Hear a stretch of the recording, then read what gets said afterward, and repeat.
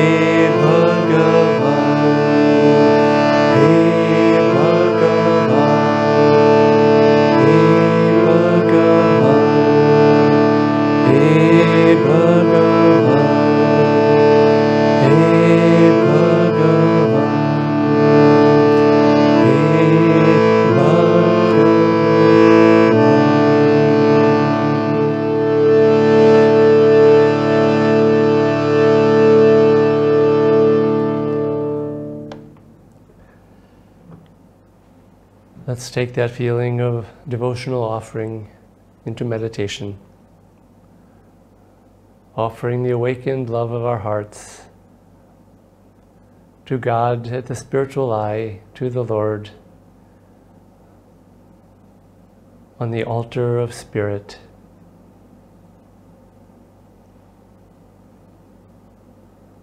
With complete self-offering, we can merge even back into God. Let's make this complete giving of our aspiration and devotion.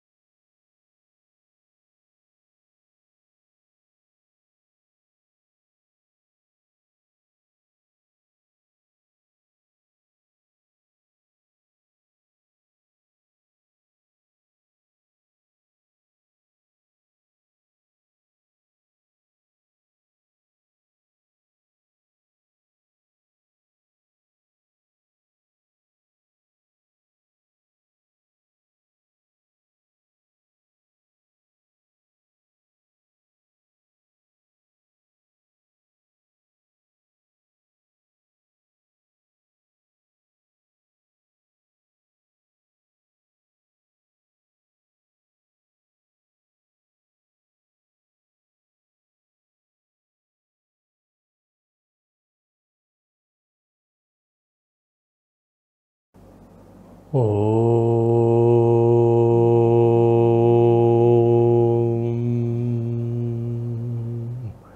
Om.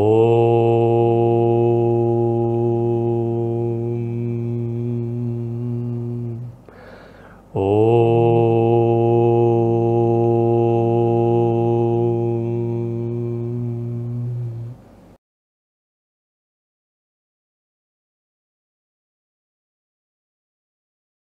I would also like to welcome everyone to our satsang this evening.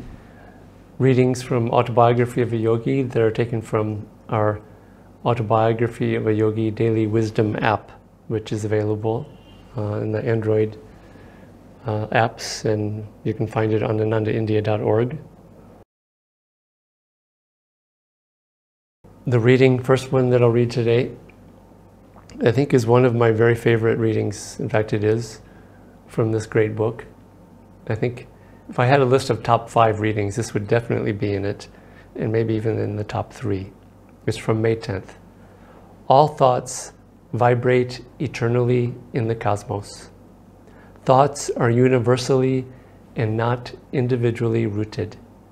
A truth cannot be created, but only perceived.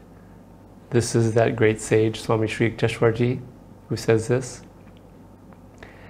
Thoughts are universally and not individually rooted. A truth cannot be created but only perceived. And this is really an amazing statement. How many times have you thought you heard a good idea or a new invention or a new creation or a beautiful work of art or music, and you found yourself thinking, I wish I had thought of that, or I wish I had done that. And the fact is that with all the creativity in this day and age, inventions, ideas, brainwaves, art, music, it's only touched a tiny, tiny fraction of the creative ideas, inventions, and revelations that are out there to be discovered, just the tiniest fraction. And I'll share 3 secrets with you. The first one is, it's very simple, is that there is a place where all these secrets are stored. All the ideas, all the inventions, all the brainwaves, all the art, all the music, there's a place where they're all kept. So that's secret number 1. Secret number 2, they're kept in a very particular state. Since this is election time in India, I'll talk about states. Every idea that can be discovered and is waiting to be discovered is in one state. It's not Maharashtra state. It's not Tamil Nadu, although people there might think that all the good ideas come from there, or Haryana.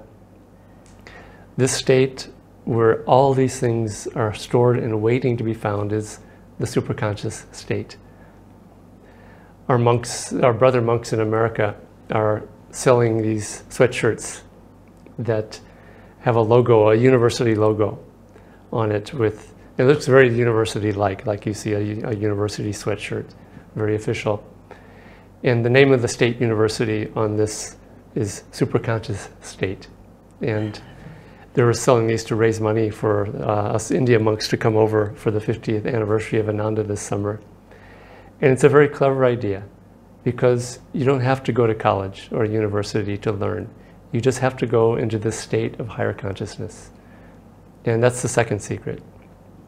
The third secret, well, none of these are really secrets, let's face it. But the third one is that anyone can go there. You don't need a visa. You don't need a passport. There's no lock on that door. You just need to learn how to lift yourself up into a higher state of consciousness. And it doesn't have to be samadhi, superconsciousness, in order to come up with great ideas. It just needs to be uplifted. And this is why meditation is really, really important. Because if we can meditate morning and evening as a regular habit, you will find that your greatest ideas, the solutions to your problems in life, and not just inventions and art and these kinds of things, even the most simple things, the problem you're having with a child or with a coworker or with your health, let's say, or any of these things, or maybe something you're trying to overcome. The solutions come in an uplifted state. Swami Kriyanandaji often said that superconsciousness is the solution-oriented space that we get into. The conscious mind looks at problems and it analyzes. And you'll never get out of problems if you don't get out of that conscious state. Subconsciousness is the place of habits. And so we tend to get habitually stuck when we are thinking subconsciously. Conscious state analyzes, sees problems. Superconscious state sees solutions and has revelations and new ideas and even solutions to the most mundane problems. I've shared this before, I won't get into it again, but the most mundane problems in your life that you're trying to solve, if you go into meditation regularly, just while you're meditating, without even asking for the answer to that problem, it's maybe the question is hovering around in your mind, but suddenly out of the blue, an answer comes, or a really creative idea comes for doing something new. And so try as often as you can to uplift your consciousness. And again, you don't have to go into ecstasy or some revelatory state in order to experience this. You just need to simply uplift your consciousness. So meditation every day, you will find that everything you do becomes uplifted, inspired, more and more. There was an experiment done with a group at Ananda Village. This is a group that takes this program that we have there, people who have been living at Ananda or Ananda colonies or centers, and it's called Living Discipleship. And they did a fun experiment. They had each of them give just a short 5-minute talk on a topic. They gave the talk. And then sometime later, they did the same thing, but just before they spoke, they had everyone meditate for an hour. And then they had them give a talk on probably a different topic, because it wouldn't be a good experiment. It was the same, maybe it was, but what happened was then they introspected and looked at the results. And they realized that inevitably, without exception, the talks that they gave after meditating were more creative, more inspiring, more unusual. They were higher truths. And so truth is accessible to everyone. It's there for the taking. It's just sitting there waiting for us just to go to that place, to get those ideas, to get those inspirations. All the great inventors, the Einsteins, the great musicians, artists, all these people, that's all they simply did. They didn't create anything. They just tuned into it. It was just like a radio, tuning into a radio station. They just tuned their minds to what it was they were trying to receive or discover or understand. They simply tuned their minds and discovered these great truths, these great inventions, all these things. And so this is available to each and every one of us. And whatever you are doing in life, mundane work, creative work, raising a family, whatever you do, you'll find that if you meditate regularly, ideas will come just very, very naturally, not as some huge revelation, but just suddenly, all of a sudden, something just clicks in your mind and you think, oh yeah, that's a great idea. And just practice this, experiment with it. You'll find that what I'm saying is very, very, very true. This is why Ananda is such a creative work, because we have creative people, but everyone is creative. Because all these creative ideas and inspirations, again, they're equally available to everyone. Thoughts, again, I'm just going to read this again. All thoughts vibrate eternally in the cosmos. All thoughts. There's not a thought that's not out there vibrating. Thoughts are universally and not individually rooted. A truth cannot be created, but only perceived. This also points to when we have depressing thoughts or negative thoughts, because they're not our thoughts also. They're not being created by us. We're just in a lower state of consciousness, and we are magnetically attracting to ourselves those thoughts that are on a lower state. And so try always to be uplifted, to be positive. The more you do this, the more solution-oriented you'll become rather than problem-oriented. So live life this way. That life then becomes a great adventure, and just a creative adventure, and interesting, unusual. But also, more importantly, you will find that God, divine union, these greatest, highest states of divine realization also are there to be had by each and every one of us. All we have to do is do our best to try to go into that place. But when we do that with God, as Swami Kriyanandaji often said near the end of his life, when we lift up one hand to God, God lowers 2 hands down to lift us up. And so it's not just a matter of us, in this case, having to go far away to find something. We just have to reach up, and the Lord will come down and help us and lift us up. Thank you, Devarshi, for sharing that one state where everything is available. And I didn't know the superconscious state. I thought Maharashtra all this while. I was tricked. No. One of the things which, one of the tools or tricks which Devarshi shared was meditation, how we can tune into that superconscious state, to that uplifted state. This reading speaks about chanting, about Sankirtans. So this is from May 16. Let me read it. The Sankirtans, or musical gatherings, are an effective form of yoga or spiritual discipline, necessitating deep concentration, intense absorption in the seed, thought and sound.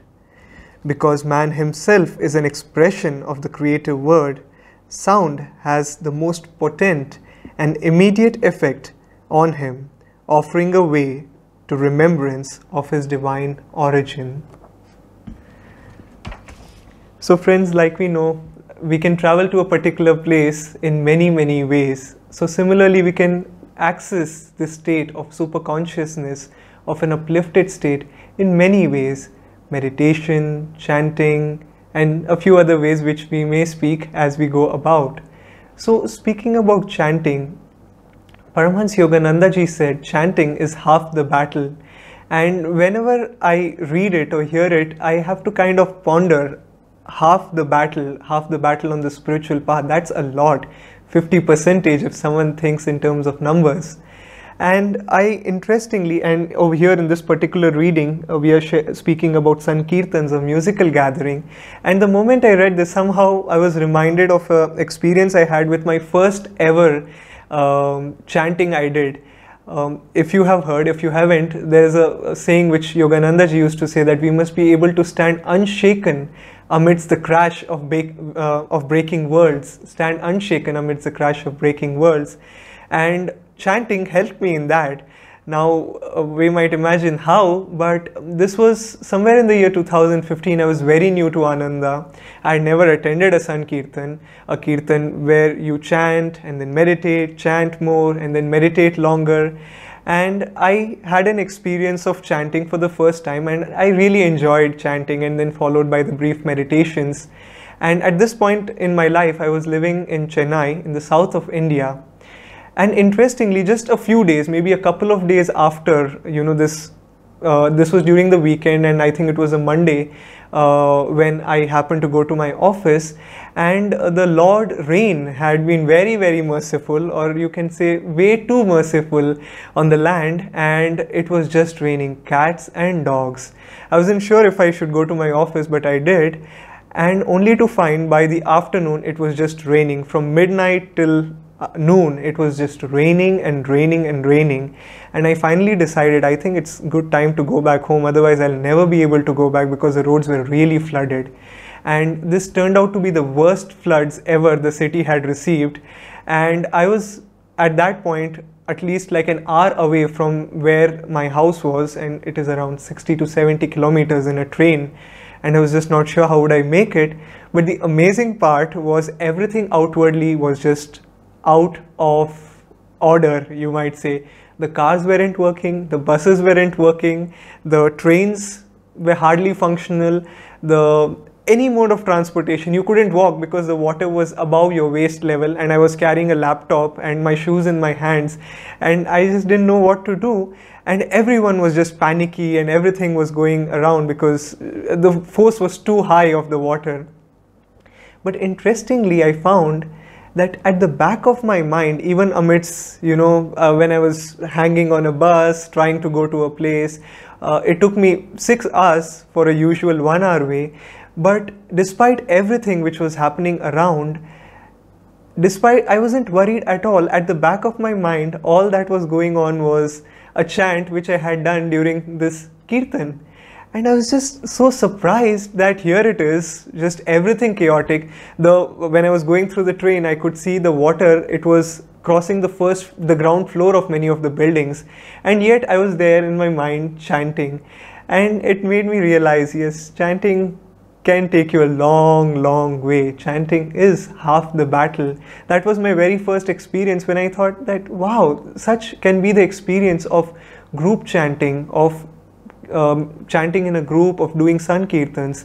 And recently all the monks who we live in Khandala, and we were visiting Gurgaon and NCR area and also Brindavan, and we had similarly a Kirtan where we were around 8 monks, and there was a crowd of around 60-70 people. And it wasn't like a weekend where people are free. They came after a very busy day. It was a working day. And one might think that, oh, it's not that easy to go into an uplifted state or a super conscious state when you're physically tired or have had a long day.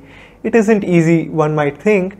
but just the power of the group was so much that I think people would walk in and suddenly you could feel that all the worries of the day, all the thoughts, all tensions, everything would go off, and people were just, in a very meditative state. They were either chanting with so much devotion, or they were so still that they would just go inward and couldn't speak a word. So there is so much power in chanting, and there is so much power in music also. Swami Kriyanandaji would sometimes share a story of someone who had a near-death experience, or actually for once left her body and was in the lower astral plane. And when she was there in that lower astral plane, all she could see was people there just with their eye gaze down. They weren't even up, the eyes weren't even lifted up. They just couldn't, the energy was down. And interestingly, there would every once in a while there would be a shaft of light coming down into that plane, but nobody was even aware that something was there. There was some light. They were just in their own darkness. But interestingly, the vibration, the sound which was there was that of rock or metal music. And such was the music of that lower astral plane that this lady, she was still aware, and when she saw the shaft of light, she walked into it and she came back. It became her goal in life to tell people that how important it is to listen to uplifted music. And we at Ananda, we chant chants from Swami Kriyanandaji and Yoganandaji. And Yoganandaji said that every chant he had spiritualized. What does that mean, spiritualized? I don't know exactly, but he went into a state of super consciousness with every chant, whatever he did. And then what is the benefit for us if we do those chants? Well, the benefit is, let's say if someone is walking in a desert and someone has walked before you, you can't see the person, but you can see his footsteps, because on the sand you can see their footsteps, and by following those footsteps we can reach the destination.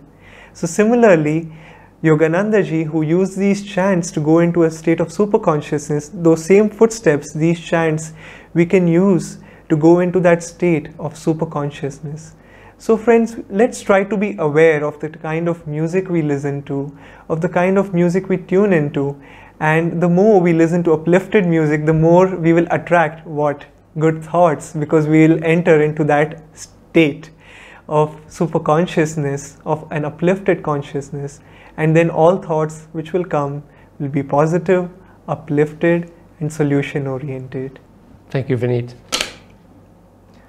This next short passage is from the May 12th reading from the Autobiography Daily Wisdom app, and it has to do with an answered prayer.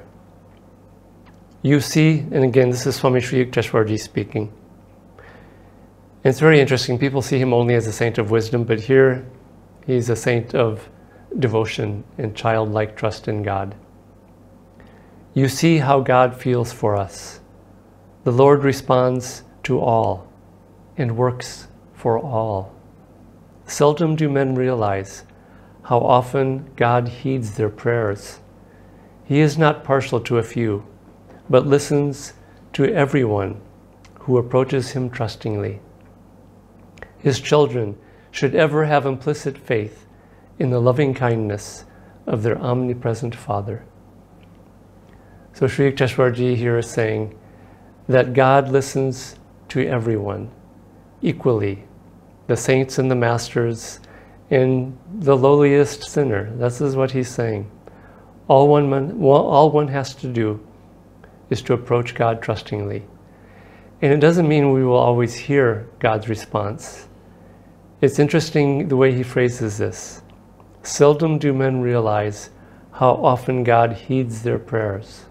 Heeds means listens to them, often means responding to them. I suspect that God answers many prayers without us even knowing that they've been answered.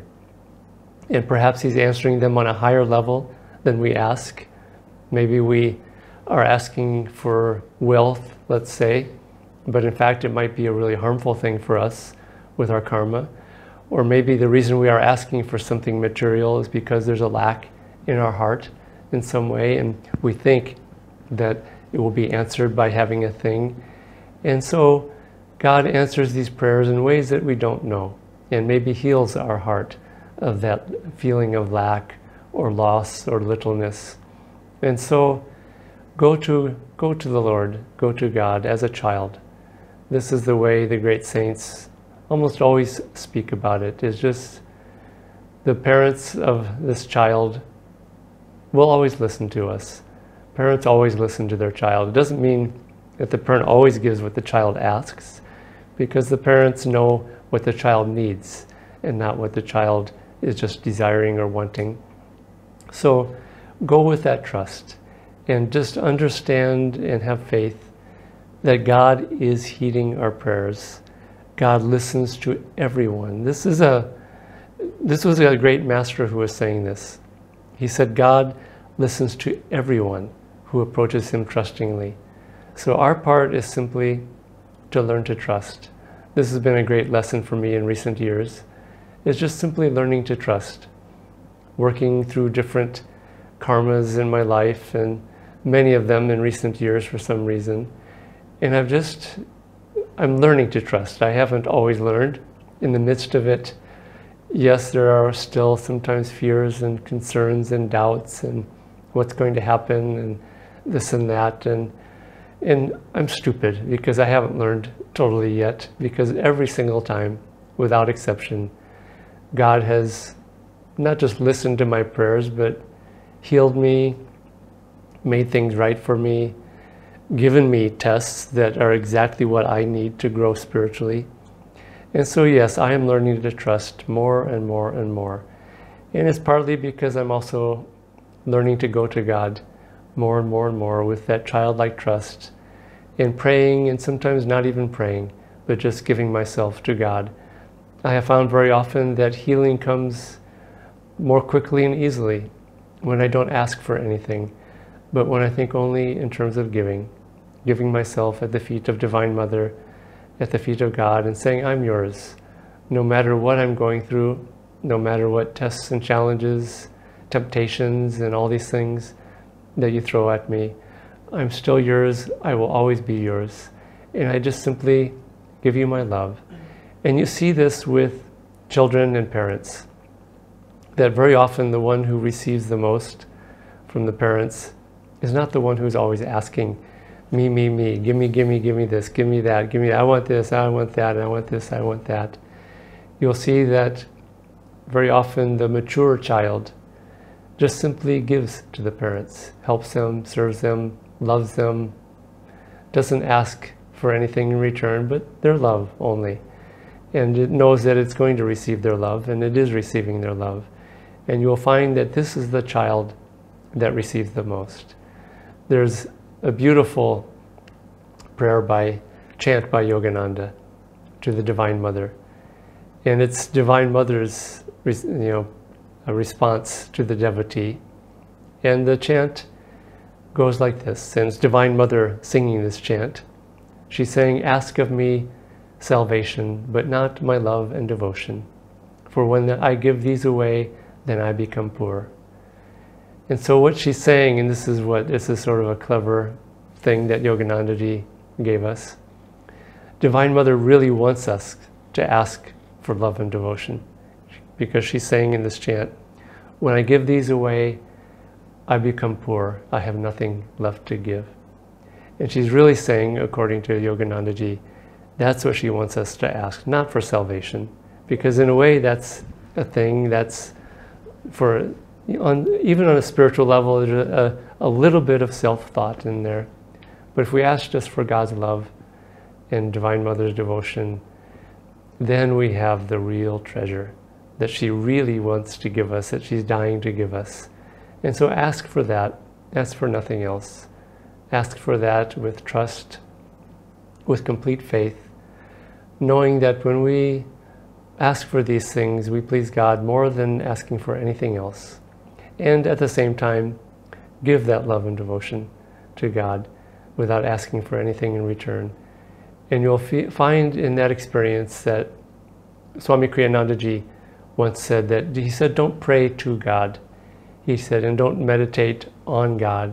He said, pray in God and meditate in God. And you will find that when you also take this expression of Swamiji's and take it into devotion.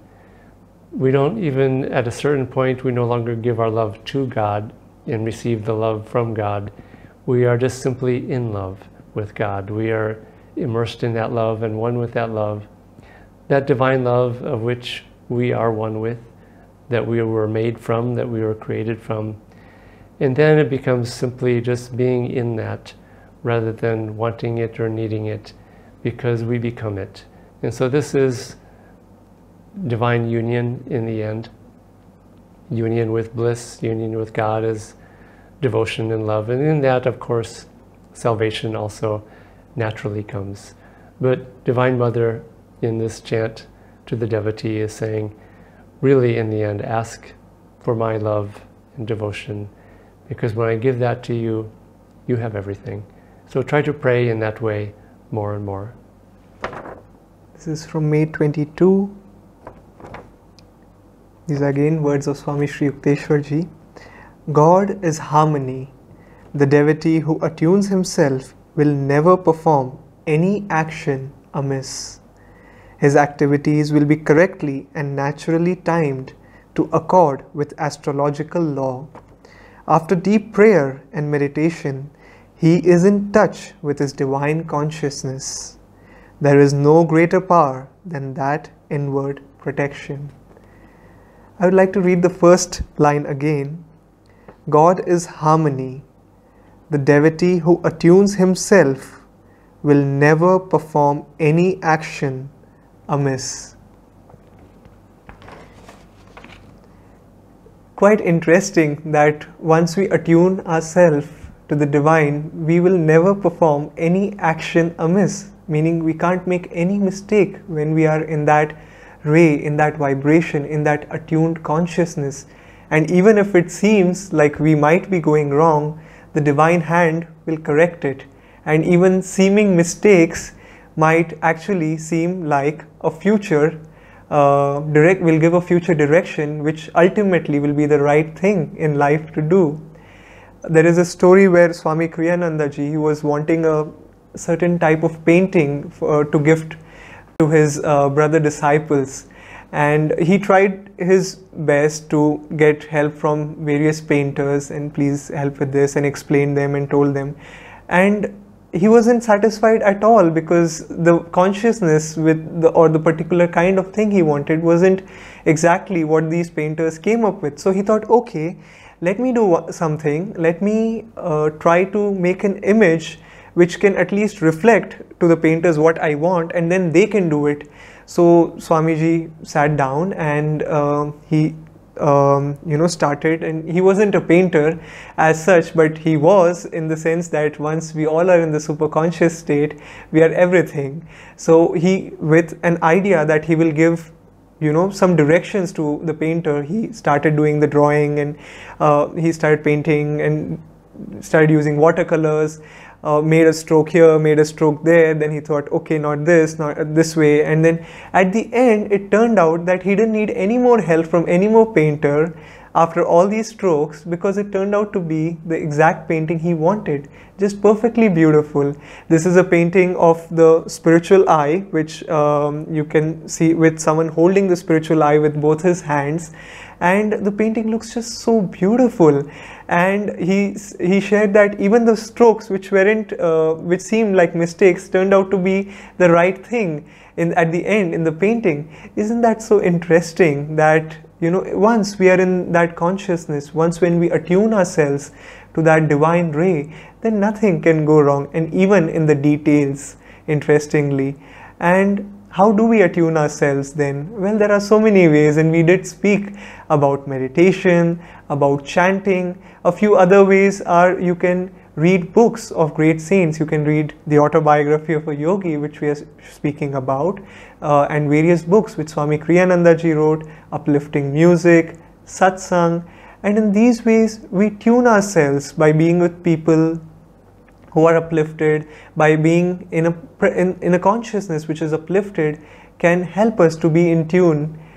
If any of you have seen the movie The Answer, or have read the book The New Path, you might remember a story from Master's life And Swamiji sharing that when in public, Master spoke a lot about various things, but when he was with his disciples, he would primarily speak about attunement, and he would say, get in tune.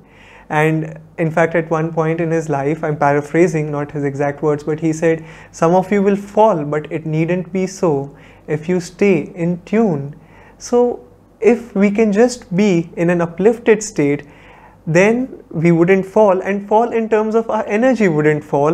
We don't have to think in intense terms of, I'll leave the spiritual path if I do this mistake. No, but if we are in an uplifted state, then everything seems to go right. If we are attuned, there is once someone had asked Swamiji, and this was about making a decision whether to do this or to do that, and I hope we all come to corners in life and split forks where we have to take decisions, whether left or right or straight or front or back.